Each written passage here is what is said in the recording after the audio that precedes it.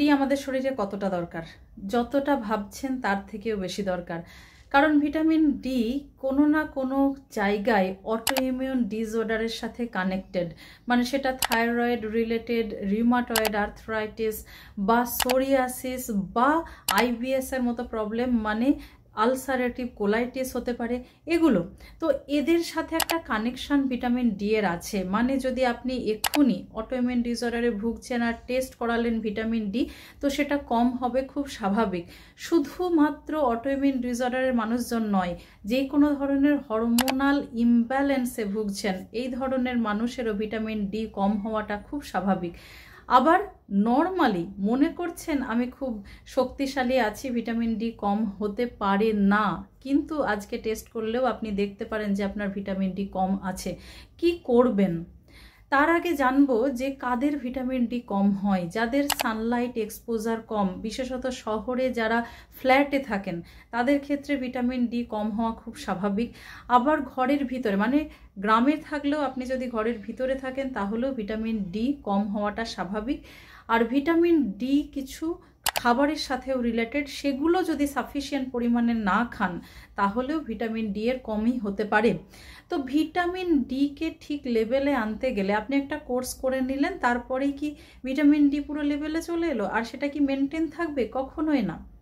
Vitamin D 4 থেকে 5 সপ্তাহের course করার পরেও কম হয়ে যাবে, কারণ আপনি অলরেডি নিজেকে মেনটেন করতে পারবেন না। তাহলে কি করবেন? ভিটামিন ডি সাপ্লিমেন্ট নেবেন, সেটা 5 সপ্তাহের পরেও প্রতি মাসে একটা করে ট্যাবলেট নেবেন, যেটা 60,000 IU। তাহলে কি করবেন? আজকে থেকেই একবার ভিটামিন ডি কে চেক করে নেবেন।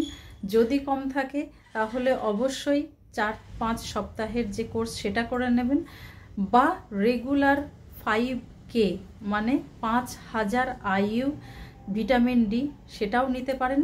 3 মাস ধরে কন্টিনিউ নেওয়ার পর সেটাকে আপনি সপ্তাহে, মানে রোজ নেওয়ার পরে সপ্তাহে একটা করেও নিতে পারেন।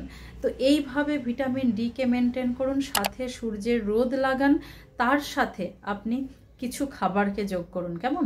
ভালো থাকুন, সুস্থ থাকুন আর শেয়ার করুন এই ভিডিওটা। তার কারণ হচ্ছে যে আমাদের ভারতবর্ষে সূর্যের রোদ সেটা আছে, এটা আমাদের কাছে আশীর্বাদ, তবুও আমরা সেটাকে ঠিক করে ইউটিলাইজ করতে পারি না।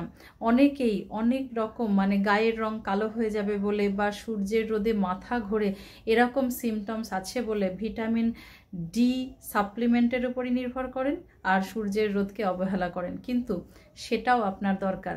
আর একটা লাস্ট কথা আমি বলবো, সেটা হলো যে যাদের সূর্যের রোদে গেলে খুবই সেন্সিটিভ হয়ে যান, স্কিন লাল হয়ে যায় বা রোদটাকে সহ্য করতে পারেন না, অ্যালার্জির সমস্যা হয়, তাদেরকেও বলবো ভিটামিন ডিটা একবার চেক করলেই বুঝতে পারবেন যে কম না বেশি। ভালো থাকুন, থ্যাংক ইউ।